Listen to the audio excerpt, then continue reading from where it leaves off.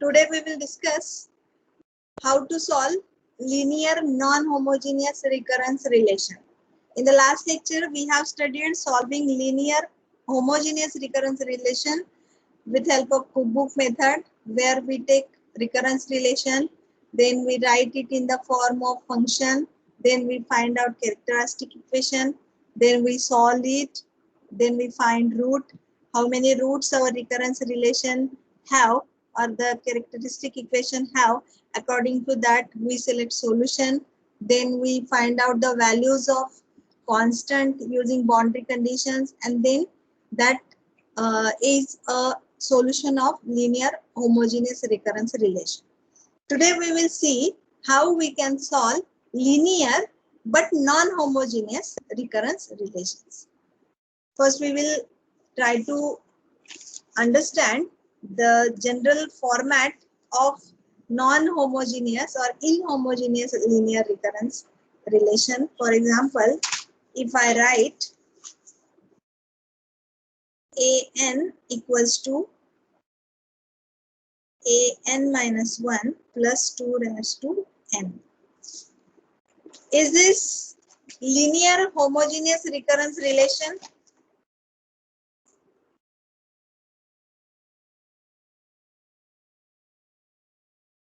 No, ma'am. No, ma'am.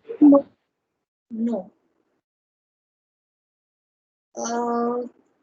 What condition makes it non-homogeneous linear recurrence relation? Means is Power it is not same. yes, power is not same actually. Power nahi. This is one term, this is another term. This is function, previous term, an and its previous term. This one is the last part, which is of not this type. Here there is no an is not there. It is 2 raised to n. That means this is of one type and this is of another type. It is linear. There is a separate term. This term is separate. This term is separate. There is one power to the one of this term. It is linear, but it is not homogeneous because this is different and this is different. This term is not the term of this type. Hence, it is non-homogeneous linear recurrence. See the next example. An equals to an minus 1 plus an minus 2 plus n square plus n plus 1. This is also non-homogeneous linear recurrence. This is one term, this is second term, third term, fourth term, and fifth term. These are the previous terms of an, but this is one function. This is again a function and this is constant. So all the terms in this recurrence relation are not of same type. Hence it is non-homogeneous linear recurrence. If I write an equals to an minus 1 plus an minus 2 plus an minus 3 plus n factorial. These three terms are same, but the fourth term is not same. It is different. So these are some examples of non-homogeneous linear recurrences. So you should understand the type of the recurrence relation. If you will able to understand the type of the recurrence relation, you will able to solve it using particular method. Do you understand non-homogeneous linear recurrence? Yes, ma'am. Hope you understand. So let's see how we can solve this. To solve linear non-homogeneous recurrence relation using Cook-Book method, we can use this theorem. In this theorem, this is the recurrence relation, which is linear non-homogeneous recurrence relation, where this one is homogeneous part and this one is the another part. So this part makes this non-homogeneous. So if a recurrence relation is non-homogeneous linear recurrence relation with constant coefficients, then there are two solutions to this recurrence relation. So there is one solution for this part and the another solution for this part. The solution for homogeneous part is known as homogeneous solution, and the solution for non-homogeneous part is known as particular solution. If A and P means particular and H means homogeneous. If A and P is a particular solution of the non-homogeneous linear recurrence relation with constant coefficients, then every solution is of the form A and P plus A and H, where A and H is a solution of the associated homogeneous recurrence relation. So here our recurrence relation is made up of two parts, homogeneous part and non-homogeneous part. So we have to find out solution of the homogeneous recurrence relation part and then find out the solution of the non-homogeneous part, and combining them becomes a solution of this non-homogeneous linear recurrence. See this with help of steps how to do. How to solve non-homogeneous linear recurrence. First, replace g of n by 0, leaving a homogeneous recurrence. As before, find roots of the characteristic equation. So here, g of n means this function, non-homogeneous part. Replace it by 0. Replace it by 0 means if 0 is added in some term, it makes no difference. So therefore, if we replace it by 0, then only homogeneous part will remain. Then we will solve the homogeneous recurrence relation as we did in the previous topic. That is written here. Replace f of n or g of n by 0, leaving an homogeneous recurrence. As before, find roots of the characteristic equation. Write down the solution to the homogeneous recurrence, but do not yet use the boundary conditions to determine coefficients. This is called as homogeneous solution. You have to remember, you want to write the solution of the homogeneous recurrence, but do not yet use the boundary conditions. You know, we find out the roots, then we write the equation of the recurrence relation, the closed formula, and then we use boundary conditions to find out the constants, and then we place the values of constants in the equation, and that we call as homogeneous solution. But in the second step, it is stated that you just write down the solution. Don't use boundary conditions to determine the coefficients right now. Now restore Gn. Find a single solution to the recurrence, ignoring boundary conditions. This is called particular solution. So take g of n or f of n separately, find out its solution. And that solution is called as particular solution. Then add homogeneous and particular solution together to obtain the general solution. When you will add both solutions, now use boundary conditions to determine constants by the usual method of generating and solving system of linear equation. These are the steps we can follow to solve the non-homogeneous linear recurrences.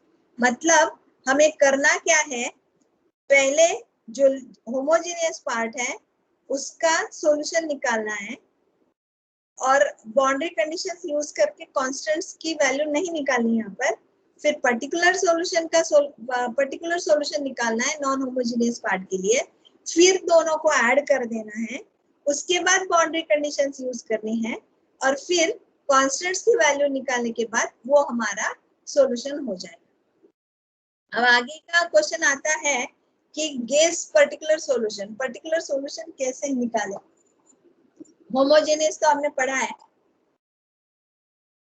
Particular solution कैसे निकालें, तो उसके लिए भी algorithm है।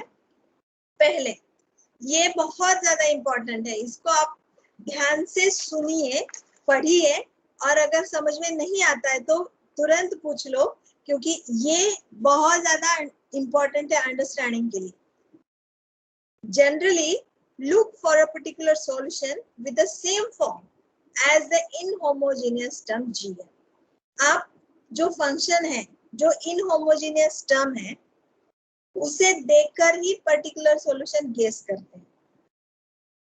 तो कैसे guess करेंगे? अगर g ऑफ n कांस्टेंट है, अगर g ऑफ n कांस्टेंट है तो पर्टिकुलर सॉल्यूशन c होता है। अगर g ऑफ n कांस्टेंट है तो पर्टिकुलर सॉल्यूशन c होता है, c इज कांस्टेंट। अगर ये कांस्टेंट है और ये जो c हमने लिया है ये वर्क नहीं करता है, वर्क नहीं हो रहा है हमारे यहाँ पर, वो फॉलो नहीं कर रहा है, या फिर हमारा जो कांस्टेंट c है वो वर्क नहीं कर रहा है, तो हमें ये पर्टिकुलर सॉल्यूशन लेना पड़ता है, bn प्लस c। तो मतलब ये जो n है इसको एक कोएफिशिएंट से मल्टीप्लाई करो और एक कोएफिशिएंट उसमें ऐड करो। b and c are constants.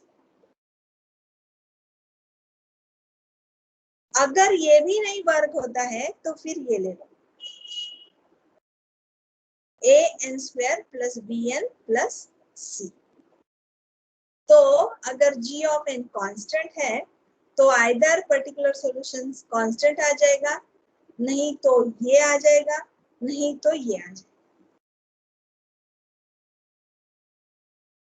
और generally if g of n is a polynomial, ये कांस्टेंट नहीं है, पॉलिनोमियल है, try a polynomial of the same degree, then a polynomial of degree 1 higher, then 2 higher, then 3 higher, etc. For example, अगर ये g of n या ये जो function है हमारा नॉन होमोजेनियस टर्म, ये इस टाइप का है, तो आप ये ट्राई करो,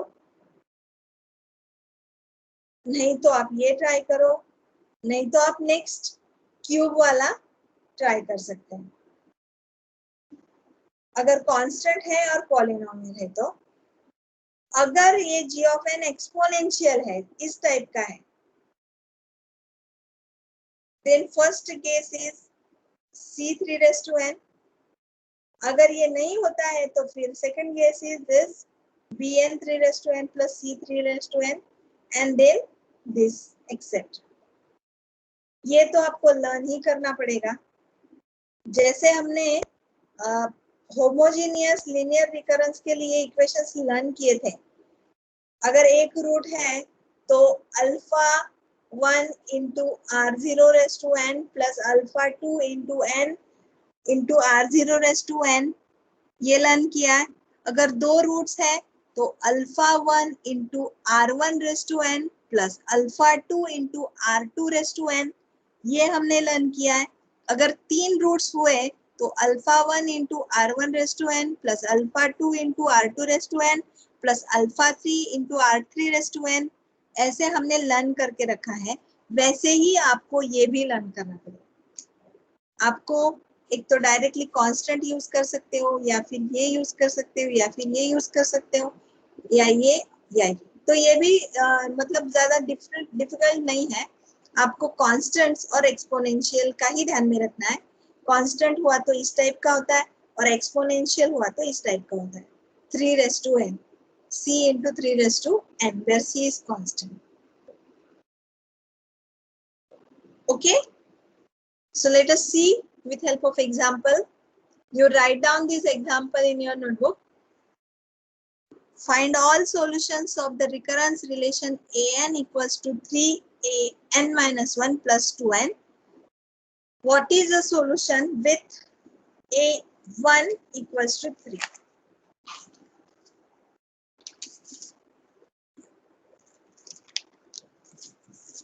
So to solve this recurrence relation, first we will write the recurrence relation and its type. We will write it like that. The recurrence relation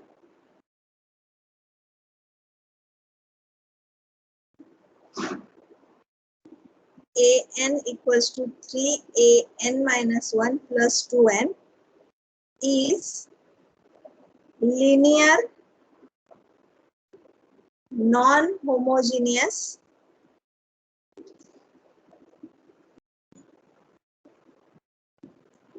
okay. This is linear non-homogeneous because this is one term and this is another term. Both terms are different. So this is linear non-homogeneous. Okay. तो हमारी step क्या बोलती है कि आप इसको divide कर लो homogeneous part में और नॉन होमोजेनियस पार्ट में. होमोजेनियस पार्ट अपने तरीके से सॉल्व करो और नॉन होमोजेनियस पार्ट के लिए पर्टिकुलर सॉल्यूशन गेस करो. तो इसलिए फिर हम पहले उसका होमोजेनियस पार्ट सॉल्व करेंगे. The associated linear homogeneous equation is,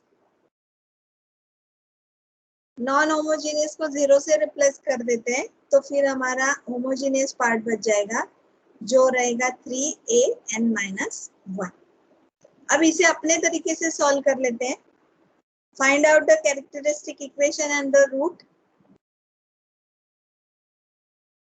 इसे आप कैसे लिखोगे? r raised to n equals to 3 r raised to n minus 1. r raised to n minus 1 से दोनों साइड्स को डिवाइड करेंगे तो क्या आएगा? रूट.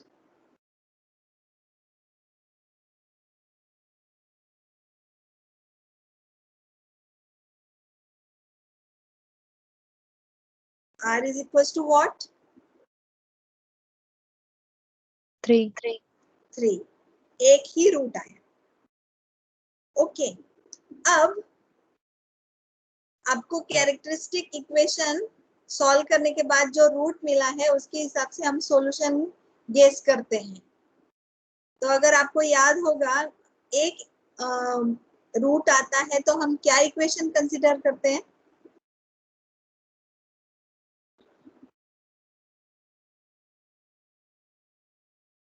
बोलो. an equals to alpha 1 r0 raised to n plus alpha 2 into n r0 raised to n. यही है ना?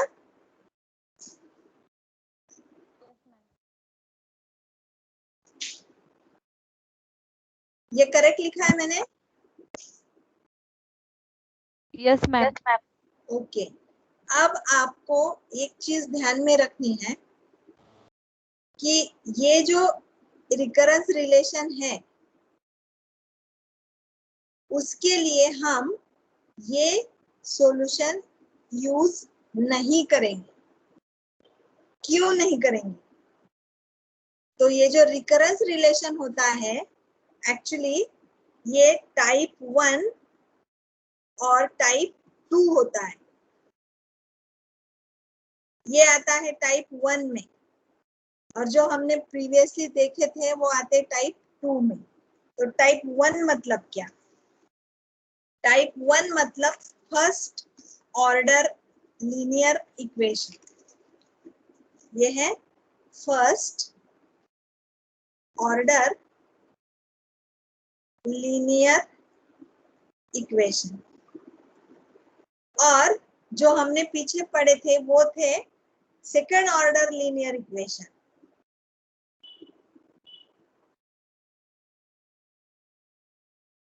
जो भी फिबोनाची सीरीज, टावर्स ऑफ हेनॉय और जो 2-3 एग्जांपल्स हमने पिछले इसमें देखे थे वो सब सेकंड ऑर्डर लीनियर इक्वेशन थे। अब सेकंड ऑर्डर मतलब क्या और फर्स्ट ऑर्डर मतलब क्या, यहाँ पर एक ही टर्म है। हमने टॉवर्स ऑफ हैनॉय का देखा था, उसमें एक ही टर्म थी और दूसरा कांस्टेंट था, इजंट इट। उसके बाद जो पिछले लीनियर रिकरेंसेस में 2-3 एग्जांपल्स देखे हमने, वो ज्यादा टर्म्स थी यहाँ पर प्लस प्लस करके।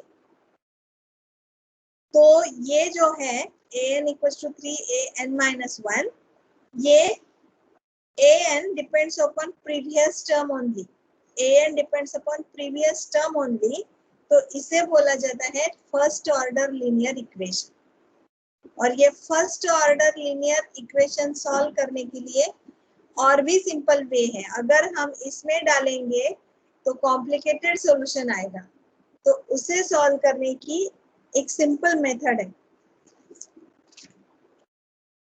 उसमें हम क्या करते हैं, इक्वेशन लिखते हैं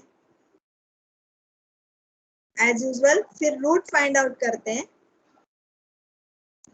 और रूट फाइंड आउट करने के बाद वो जो R0 वाला इक्वेशन है वो यूज नहीं करते, तो हम an equals to alpha into root raise to n, ये इक्वेशन यूज करते हैं। हमें वो r alpha 1 R0 raise to n plus alpha 2 R0 n into R0 raise to n, ये इक्वेशन हम सेकेंड ऑर्डर और टाइप 2 रिकरेंस रिलेशन के लिए यूज करते हैं। लेकिन अगर फर्स्ट ऑर्डर हुआ तो उसके लिए हम ये इक्वेशन यूज करते हैं। फॉर एग्जाम्पल, अगर हमारा रिकरेंस रिलेशन है an plus 1 equals to 2an with a0 equals to 1, इसका सॉल्यूशन निकालना है सपोज मुझे। ये फर्स्ट ऑर्डर है या सेकंड ऑर्डर है,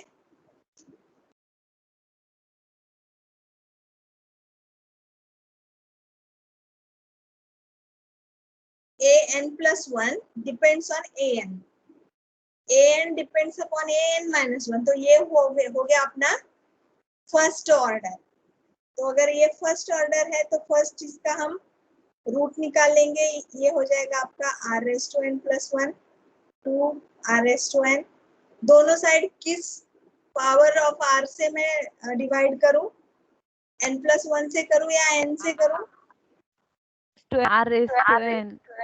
r रेस टू n जो स्मॉलर है उसे हम लेते हैं।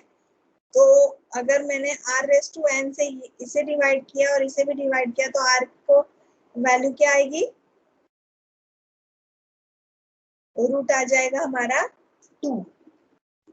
ओके, एक रूट आ गया, तो फिर अब ये जो इक्वेशन है 1, उसमें हम r की वैल्यू प्लेस कर देंगे, ये आ गया आपकी alpha into 2 raise to n।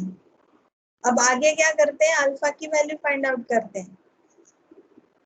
Alpha is constant. Alpha की वैल्यू निकालने के लिए बाउंड्री कंडीशन दी है a0, जो हम यहाँ लिख लेंगे a0, और a0 के लिए आपका ये होगा alpha into 2 raise to n की वैल्यू हो गई 0 इज इक्वल्स टू 1 दिया है, इसलिए अल्फा की वैल्यू क्या आ गई, 1 आ गई। ओके, तो फिर ये जो हमारा इक्वेशन है ये वाला, उसमें हम अल्फा की वैल्यू अगर 1 डालते हैं तो ये हो गया हमारा सॉल्यूशन। फर्स्ट ऑर्डर के लिए ये इक्वेशन यूज करना है। Let us take another example. मैं देती हूँ आपको एग्जांपल, आप सॉल्व करो। an equals to 7an minus 1 with a2 equals to 98.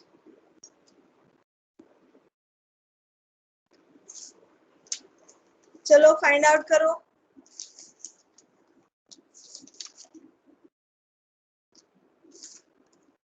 Root root निकालो और सॉल्यूशन बता।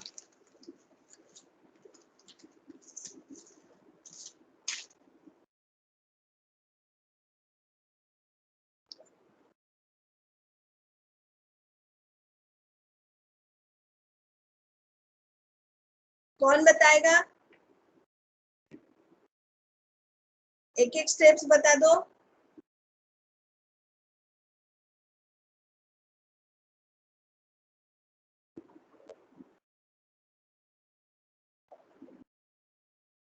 Vishnu, are you there?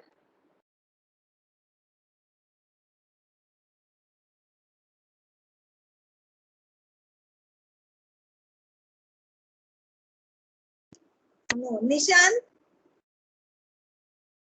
Yes ma'am. Nishant आप बताओ क्या लिखूं यहाँ पर?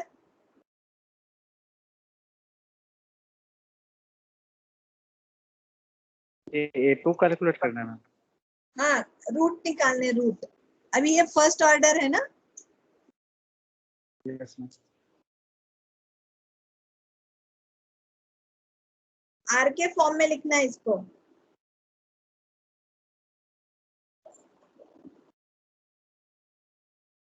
बोलो।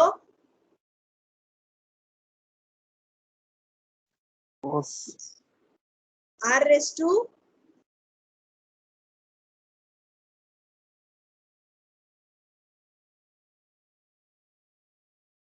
निशान बोलो। R raise to n equals to 7 into r raised to n minus n minus 1 -1. r equal to 7. r equals to 7. Okay, एक रूट आ गया। And alpha equal to 2. पूरा इक्वेशन बोलो। an equals to Alpha into r raised to n. r raised to n. r raised to n मतलब alpha into 7 raised to n। And okay, अभी आपको boundary condition दी है a2 equals to 98, a2 equals to 98। तो ये है आपका alpha into 7 raise to कितना लिखूं यहाँ पर? 2. Okay, correct. तो ये हो गया आपका alpha into 49 equals to 98। So therefore alpha equals to क्या? 2.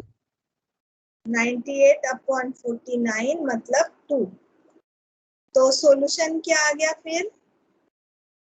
ये रिकरेंस का an इक्वल्स टू 2 इंटू, बोलो, ये है ना सॉल्यूशन। तो अल्फा की वैल्यू 2 है, 2 into Rutuja,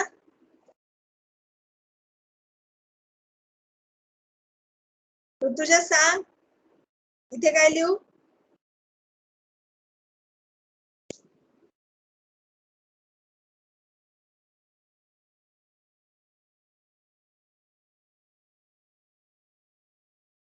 this is the solution. अल्फाची व्हॅल्यू काढली तर सोल्युशन मध्ये alpha is replaced by 2, then इथे काय उरलं? अल्फाच्या ठिकाणी 2 टाकला, it is 7 raised to n. So this is the solution. Okay, this is the way we solve type 1 recurrence relation or first order recurrence relation. तो ये हमारा फर्स्ट ऑर्डर रिकरेंस रिलेशन है। यहाँ पर आ गया आपका r इक्वल्स टू 3, तो मुझे कौन सा इक्वेशन यूज करना पड़ेगा?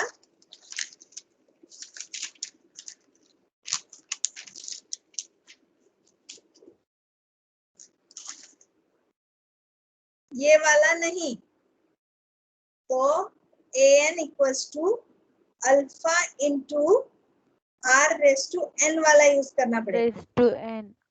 तो यहाँ पर ये हो गया आपका अल्फा और ये हो गया 3 रेस टू n। ये हो गया आपका an और ये है होमोजीनियस। और यहाँ पर हमने स्टेप्स में देखा है कि यहीं पर आकर रुक जाना है। बाउंड्री कंडीशंस यूज करके अल्फा की वैल्यू इस स्टेज पर नहीं निकालनी। ये है हमारा होमोजेनियस सॉल्यूशन। ओके, अगर आपने इस इक्वेशन में डाला तो ये क्या हो जाएगा, alpha 1 into 3n plus alpha 2 into 3n n into 3n ऐसे हो जाएगा अगर ये इक्वेशन आपने यूज किया तो ये ध्यान में रखना है कि ये फर्स्ट ऑर्डर है या सेकंड ऑर्डर है। अगर फर्स्ट ऑर्डर है तब आपको ये इक्वेशन यूज करना है, अगर सेकंड ऑर्डर है और एक रूट आता है तो ये इक्वेशन यूज करना है। अगर सेकंड ऑर्डर है और 2 रूट आते हैं तो वो वाले इक्वेशंस यूज करने हैं। ओके, अब हमने होमोजेनियस सॉल्यूशन निकाल लिया है। अब पर्टिकुलर सॉल्यूशंस के लिए जाएंगे। पर्टिकुलर सॉल्यूशन के लिए पहले हम g ऑफ n और f ऑफ n जो है हमारा उसको लिखेंगे यहाँ पर। वो है हमारा because f of n equals to 2n। ये 2n जो है इसे हम क्या बोलते हैं, ये पॉलिनोमियल है। Polynomial in n of degree 1। ये जो 2n है ये पॉलिनोमियल है n का जिसकी डिग्री 1 है। ओके, तो अगर हमारा ये f ऑफ n 2n है जो पॉलिनोमियल है तो फिर हम जाएंगे अपने गेसिंग पर्टिकुलर सॉल्यूशन में। यहाँ पर है आपका ये एक तो कांस्टेंट है तो ये ले लो, नहीं तो पॉलिनोमियल है तो ये ले लो। अब हमारा g ऑफ n पॉलिनोमियल है तो हमें ये सॉल्यूशन पहले लेना पड़ेगा। अगर ये वर्क नहीं होता है तो फिर ये लेना पड़ेगा। तो ये है n is multiplied by 1 coefficient constant and plus c। अगर g ऑफ n पॉलिनोमियल है तो पहले तो सेम डिग्री का पॉलिनोमियल हम यूज करेंगे। तो हमारे पॉलिनोमियल की डिग्री है 1, तो इसलिए सॉल्यूशन भी होगा हमारा 1 डिग्री वाला। तो हम उसे कैसे लिख सकते हैं, f of n equals to cn plus d।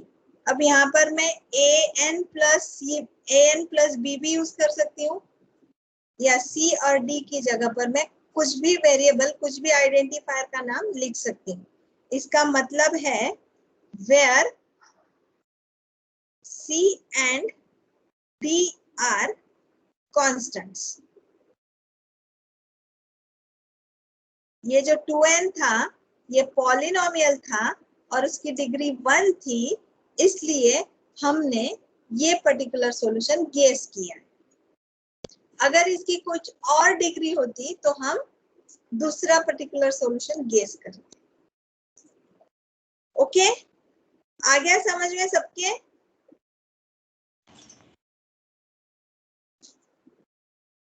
ये अगर आपके समझ में नहीं आया है तो आपको प्रॉब्लम हो सकती है। समझ में आ गया? Anyone have doubt? हम डिग्री 2n होगा तो ये सॉल्यूशन cn प्लस d होगा, और अगर n होगा या 3n होगा तो फिर क्या होगा? क्या? ये जो आपने बताया, अगर डिग्री 2n होगा सॉल्यूशन cn प्लस d होता है। डिग्री 1 हुई तो ना, ये देखो ना, ये यहाँ पर लिखा है, देखो ये पॉलिनोमियल है तो try a polynomial of the same degree. Yes, अगर वो वर्क नहीं होती है तो 1 हायर पे जा, नहीं होती तो 2 हायर पे जा। तो अगर ये हमारा g ऑफ n 2n है तो n की डिग्री कितनी है? 1 है। तो पहले हम ये यूज करेंगे, अगर इससे सॉल्व हो जाता है तो ठीक, नहीं तो फिर ये यूज करेंगे। अगर इससे नहीं होता है तो फिर an क्यूब पे जाएंगे। n cube. Okay okay ma'am. तो इसलिए हमने इसे Cn प्लस D यूज किया, जहां पर C and D are constants. आप ये बहुत ध्यान से देखिए, क्योंकि एक एक जगह पर हम क्या कर रहे हैं वो बहुत ज्यादा इंपॉर्टेंट है। पहले तो होमोजीनियस सॉल्यूशन निकाल लिया आपने, उसके बाद जो नॉन होमोजीनियस टर्म थी, जो ये 2n थी, उसको हमने फंक्शन का नाम दे दिया आसाइन। यहाँ पर आप g ऑफ n लिखो, f ऑफ n लिखो, t ऑफ n लिखो, a ऑफ n लिखो, आपको जो लिखना है वो लिख सकते हो। ये मतलब है नॉन होमोजीनियस टर्म। अब इसे देखकर हमने ये गेस किया जहां पर C and D are constants है। Then the equation in this term will be, सबसे important और डिफिकल्ट थिंग ये है जो बच्चों को समझ में नहीं आती। जो मैं अब लिखने वाली हूँ ये सबसे डिफिकल्ट टर्म है। डिफिकल्ट नहीं है, लेकिन ये क्यों लिया, कैसे लिया, ये बच्चों को समझ में आता नहीं है और इसलिए वो सॉल्व नहीं कर पाते। तो आप ध्यान से देखो, ये जो f ऑफ n था, जो हमने Cn प्लस D लिया है, तो हमारा रिकरेंस रिलेशन है वो लिखेंगे हम यहाँ पर। जो हमारा रिकरेंस रिलेशन है ये है 3an-1 plus 2n। Particular solution का ये गेस करने के बाद हमने क्या किया, रिकरेंस रिलेशन लिखा। अब ये जो an है और ये f ऑफ n दोनों सेम है। आपको याद होगा जब मैंने पहले लेक्चर में आपको बताया था कि आप इसको t ऑफ tn भी लिख सकते हो, आप Yes. f ऑफ n मतलब फंक्शन के रूप में, यहाँ पर सब्सक्रिप्ट आएगा, यहाँ पर फंक्शन आएगा, और आप इसको ऐसे भी लिख सकते हो। तो इसका मतलब फंक्शन ही होता है, इसका भी मतलब फंक्शन है, इसका भी मतलब फंक्शन है, और इसका भी मतलब फंक्शन है। तो ये जो f ऑफ n है और ये an है वो दोनों सेम है। तो यहाँ पर f ऑफ n इस फॉर्मेट में लिखा गया है और यहाँ पर ये फंक्शन इस फॉर्मेट में लिखा गया है। तो इसलिए मैं ये an को f ऑफ n से रिप्लेस करती हूँ। मतलब an को मैं Cn प्लस D से रिप्लेस करती हूँ। f ऑफ n की वैल्यू ये है, मतलब an की वैल्यू ये है। तो अगर मैंने ये an को Cn प्लस D से रिप्लेस किया तो यहाँ पर इस टाइप की कौन सी टर्म है, ये टर्म है। तो इसको भी मुझे उसी टाइप से रिप्लेस करना पड़ेगा और फिर ये जो रिमेनिंग टर्म है वो। अगर an Cn प्लस D है तो an-1 क्या होगा, Cn plus D minus 1. N plus D minus 1. Plus D कैसे, Minus. Cn-1 प्लस D होगा। यही मैं आपको बोल रही थी कि ये समझना जरूरी है। अगर an Cn प्लस D है तो ये n माइनस होगा Cn-1 प्लस D। आ गया समझ में? अब इसे सॉल्व करो। अब इसको सॉल्व करो। तो सॉल्व करने के लिए क्या करेंगे हम लोग, पहले ये ब्रैकेट सॉल्व कर लेते हैं। ये आ गया आपका 3 और ये आ गया ये बड़ा वाला ब्रैकेट, ये आ गया 2n और c से ये ब्रैकेट मल्टीप्लाई कर लेते हैं। ये आ गया आपका Cn, ये आ गया C, ये आ गया D। उसके बाद 3 से मल्टीप्लाई कर लेते हैं तो ये आ गया आपका Cn plus 3D plus 2n equals to Cn plus D। अब ये सारी टर्म्स लेफ्ट हैंड साइड में लेकर आते हैं और इक्वल्स टू 0 कर देते हैं। ये आ जाएगा आपका Cn plus D minus 3Cn plus 3C minus 3D minus 2 n छूट गया मेरा यहाँ पर, ये माइनस 2n है इक्वल्स टू 0 हो गया। ठीक है, अभी जो सेम टर्म्स है वो साथ साथ में लिख लेते हैं। ये Cn और ये Cn है, फिर ये D और ये D वाली टर्म है, ये अलग है, तो उनको ये जो सेम सेम है उसको साथ में लिख लेते हैं और बाकी टर्म्स को सेपरेट लिखते हैं. So let me add some slides over here.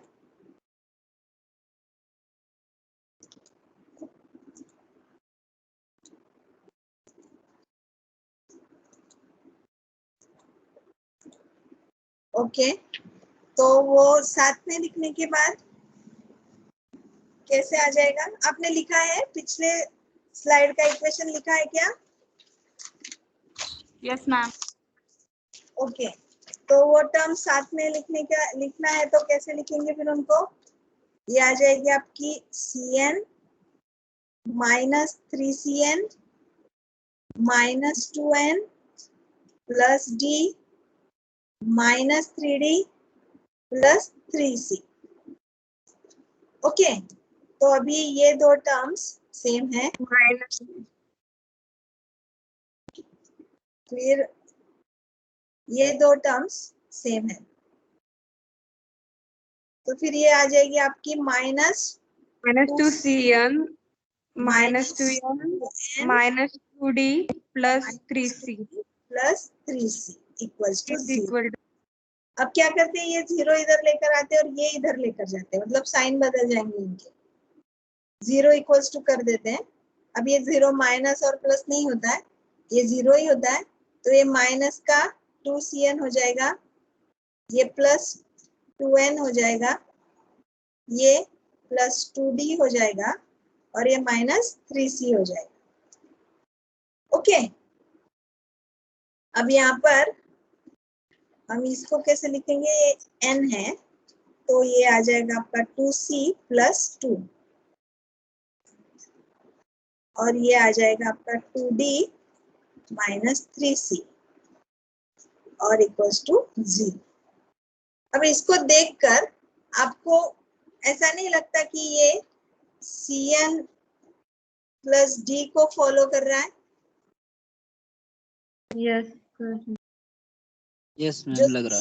Constant है, ये D भी कांस्टेंट है, तो Yes. ये जो टर्म है ये कांस्टेंट है और ये भी टर्म कांस्टेंट है. कांस्टेंट. ओके, ये कांस्टेंट है और ये कांस्टेंट है, तो ये टर्म कब ट्रू होगी? ये जो इक्वेशन है कब ट्रू होगा?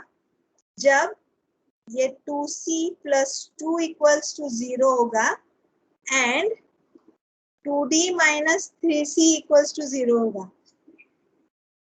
Isn't it? तभी ये इक्वालिटी प्रूव होगी. तो ये दोनों इक्वेशंस यूज करके हम C और D की वैल्यू निकाल सकते हैं.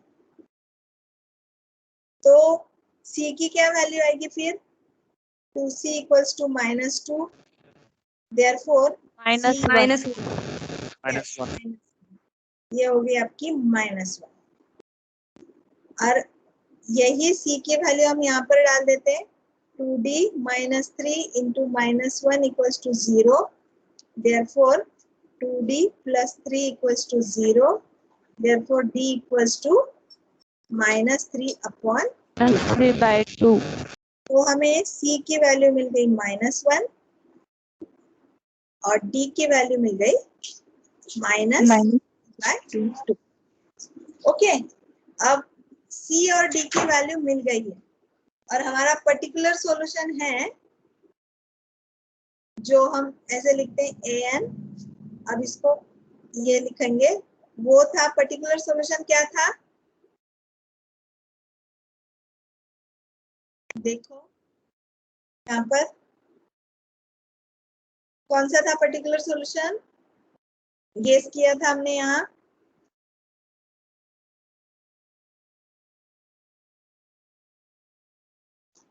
कौन सा है? बोलो जल्दी. ये है ना पर्टिकुलर सॉल्यूशन गेस किया हुआ.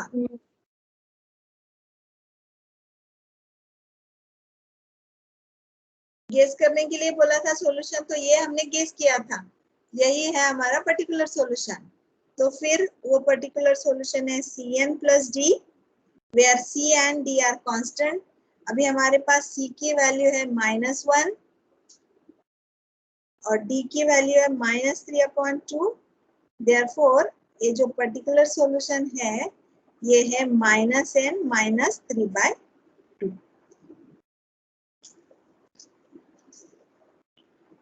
ओके, देयरफॉर आगे क्या करते हैं, हम होमोजेनियस सॉल्यूशन और पर्टिकुलर सॉल्यूशन को ऐड कर लेते हैं। तो हमारा जो फाइनल सॉल्यूशन होगा वो होगा an equals to an homogeneous solution plus an particular solution. तो होमोजेनियस सॉल्यूशन है हमारा alpha into 3n and particular solution है -n -3/2 where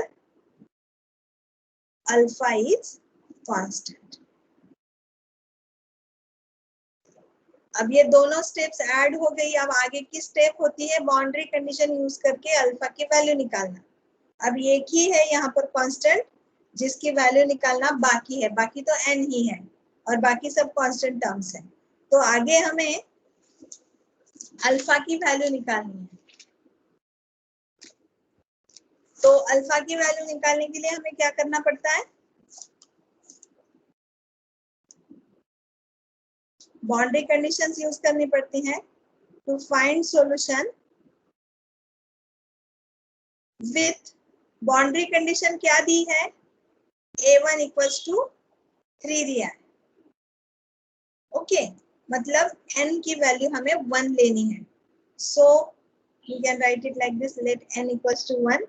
अगर n इक्वल्स टू 1 है तो an को हम लिखेंगे alpha into 3n minus n -3/2 जो हमारा सॉल्यूशन आया है उसमें हम n की वैल्यू 1 ले लेंगे। ये आ जाएगी आपकी अल्फा इंटू 3n -1 -3/2। अब इसको सॉल्व कर लेते हैं और उसकी वैल्यू दी है 3 दी है, a1 की वैल्यू 3 दी है। अब इसे सॉल्व करने के बाद ये आ जाएगा आपका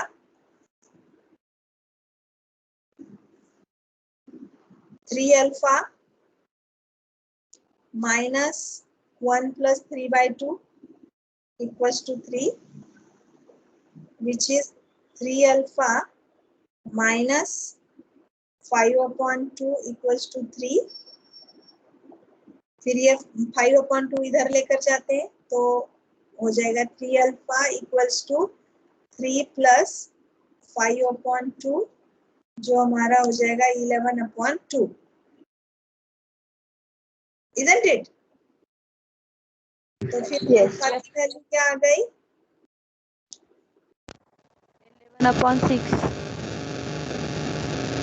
6। ओके, ये है अल्फा की value.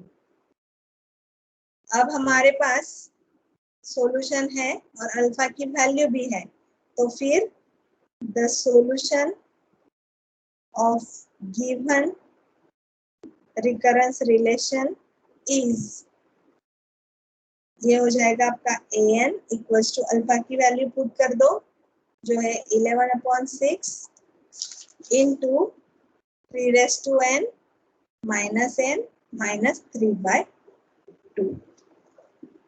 This is the way we find the solution of linear non-homogeneous recurrence relation. Okay? Any difficulty?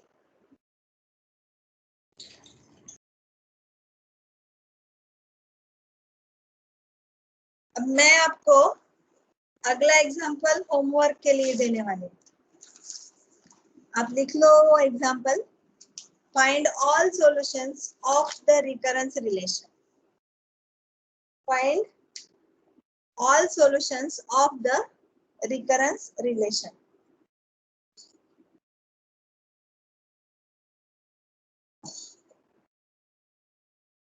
an equals to 5an minus 1 minus 6an minus 2 plus 7 raised to n।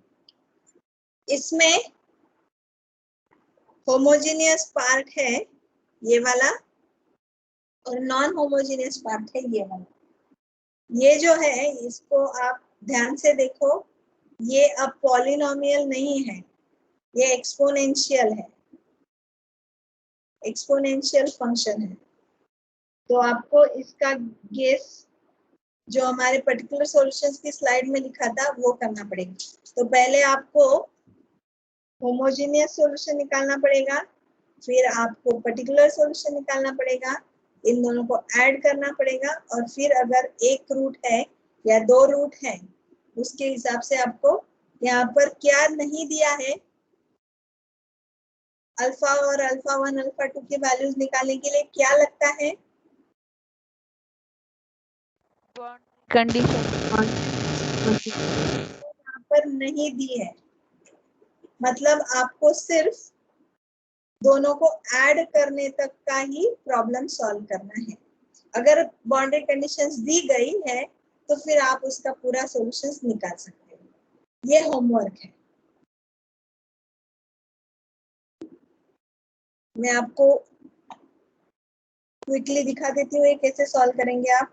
पहले homogeneous part लिखेंगे, उसके दोनों roots आ जाएंगे, फिर alpha 1 और alpha 2 का equation लिखा जाएगा। अब ये जो fn है पॉलिनोमियल है, फिर इसके लिए आपको ये गेस करना पड़ेगा c into 7n where c is constant। फिर ये जो रिकरेंस रिलेशन है वो लिखा, उसके बाद ये an is replaced by c into 7n, फिर ये रिकरेंस में वो सब डाल दिया, c की वैल्यू निकाली है जो 49/20 आती है, और फिर पर्टिकुलर सॉल्यूशन में डाल दिया, होमोजेनियस सॉल्यूशन और पर्टिकुलर सॉल्यूशंस ऐड कर दिए। ओके, अगर हमें आगे जाकर सॉल्व करना है तो हम उसकी a0 = 1 ले सकते हैं, तो उसके लिए भी ये दूसरी बात है मैं जो आपको बताऊंगी। So now you try to solve this problem as an homework और ग्रुप पर आप मुझे ये भेज दो।